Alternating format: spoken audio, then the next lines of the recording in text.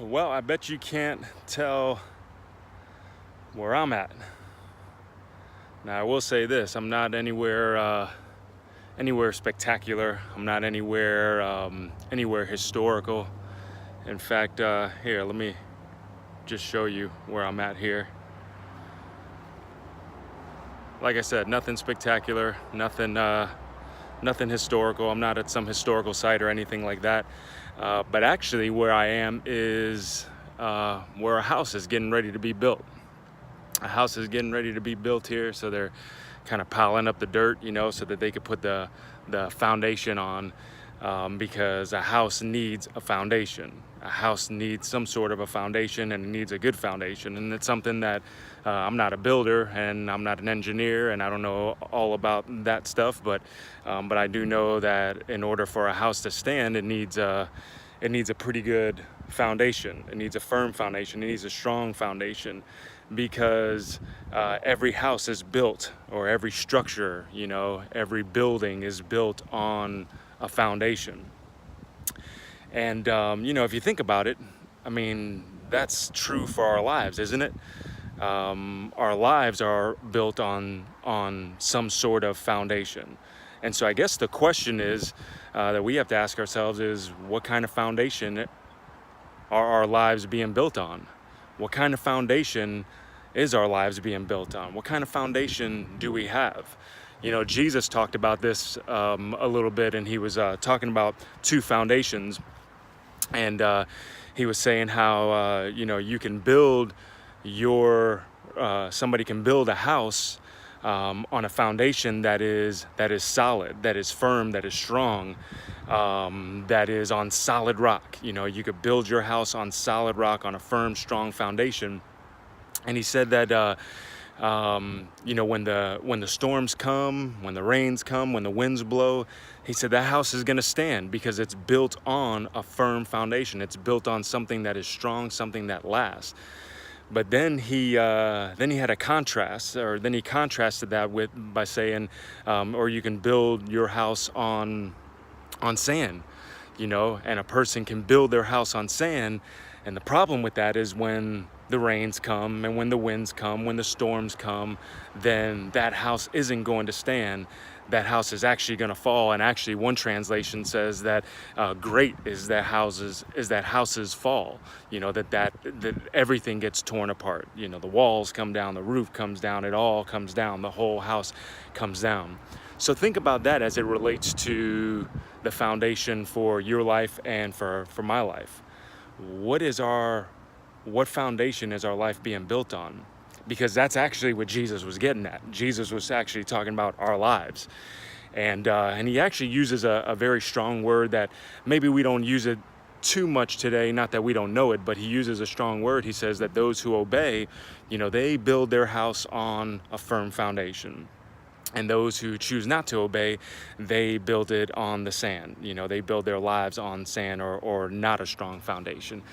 And so I say, as far as the word obey, we don't use it a whole lot in the sense that, in so many ways we don't think of it, or we don't look at obedience, or we don't want to use the word obedience because it kind of has that, that master-slave context to it.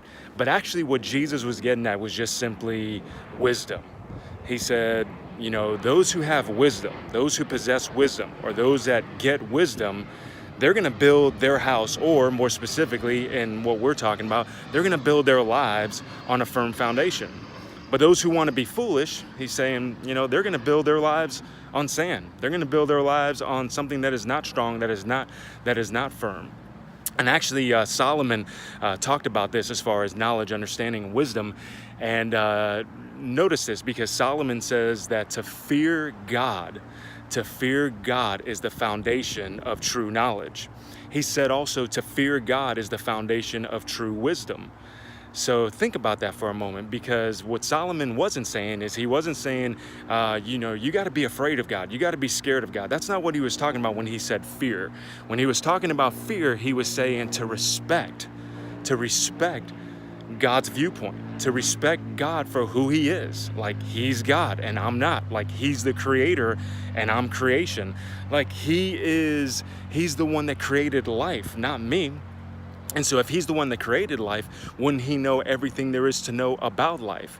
And so since he created life and since he knows everything there is to know about life, Solomon says, to fear God, to respect God, to respect his authority, to respect his words, to respect who he is, to respect his viewpoint, to respect his plan, his purpose for your life and for my life. To fear God, that's the foundation of true wisdom, or that's the foundation of true knowledge. So again, I ask us a question. What foundation is our life being built on? This house here, they're just getting started. They're compacting the dirt, getting it ready. Soon they're gonna be pouring the foundation here. And this house is going to have a strong, firm foundation because it's going to be concrete. It's going to be a concrete foundation that this house is going to be built on, and it's going to last a long time. And you know what? That's what God desires for your life and for my life. He wants our lives to be around for a long, long time. And if you think about it, you and I, we could do certain things, we can make certain decisions that can shorten the life that God desires for us to have or desires for us to live. See, God doesn't want you to just have a good life. He doesn't just want you to have a great life. He wants you to have the very best life. He wants you to live the very best life. And where that starts is it starts with a relationship with God through Jesus Christ. And Jesus said, you've got to build your life on a firm foundation. And the fear of God, respecting God. In other words, taking your cue, me taking my cue from God. And actually, that's what makes a person godly. A person isn't godly because they're perfect. A person is godly because they realize their imperfection, and they realize that God has a perfect plan for their lives. That's what makes a godly person, not somebody that has it all together, has it all well, and everything's going perfect in their life, and they do everything perfect, and they obey God perfectly, and all of that. No, it has nothing to do with that. It has everything to do with realizing my imperfection, realizing my frailty, and realizing that I make mistakes, and that I'm going to make mistakes, and realizing that I am imperfect, but that there is a perfect God that loves me and that desires the best for me. And all I have to do is take my cue from him. All I have to do is respect his authority, respect his power, respect his desire for my life, his desires for my life, respect his perfect plan for my life.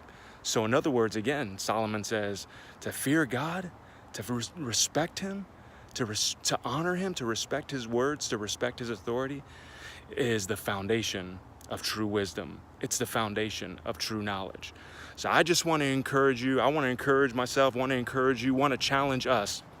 I want to challenge us to build our lives upon the foundation of God's plan for our lives, what God desires for us, to build our lives on that firm foundation, to make wise choices. And God has wisdom for us. God has knowledge and understanding for us that he wants to give to us as it pertains to our very lives, as it pertains to our lifestyle, as it pertains to our behaviors and our attitudes, as it pertains to the way we live, our lifestyle, as it pertains to our career, as it pertains to our marriage, our relationships, our children, as it pertains to everything in life. God wants you and I to have the very best as it relates to our lives. All we have to do is take our cue from him. All we have to do is respect him and say, you know what, God, I want your perfect plan for my life. And so I'm going to honor you. I'm going to respect you. I'm going to respect what you say, and I'm going to put it into practice in my life because I understand that fearing you is the foundation of true knowledge, understanding, and wisdom. So I hope that you've been encouraged. I hope that you've been challenged. I know that I have. And if you'd love to continue the conversation, all you got to do is just comment below or shoot me a private message. Would love to continue the conversation. If you're sitting there and you say, you know what, Josh, I've never even considered giving my life to God, never considered giving my life to Jesus Christ, and that's something that you want to talk about a little bit further, I would love to talk to you about that a little bit further. So just want to sign off and say God bless you, have an awesome week, and we'll see you next time for another encouraging and challenging video. All right.